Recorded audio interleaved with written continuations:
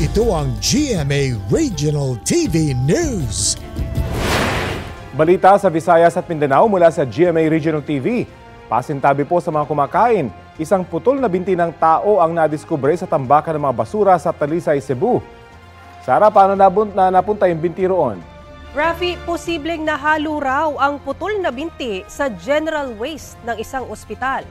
Yan at iba pang mainit na balita hatid ni Cyril Chavez ng GMA Regional TV. Nakabalot ng benda at nakasilid sa kahon nang madiskubre ng mga basurero ang isang putol na binti ng tao sa tambakan ng mga basura sa Talisay, Cebu. Ayon sa Department of Health Region 7, posibleng galing ang putol na binti sa isang ospital.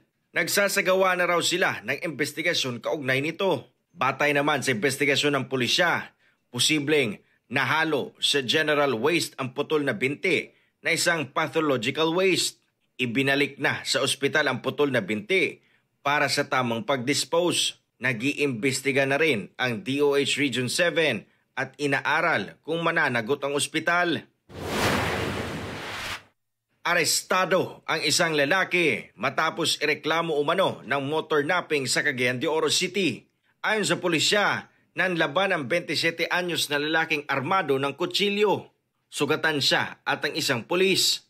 Nasa kustodiya na ng pulisya ang sospek na nahaharap sa patong-patong na reklamo. Hindi siya nagbigay ng pahayag. Cyril Chavez ng GMA Regional TV, nagbabalita para sa GMA Integrated News.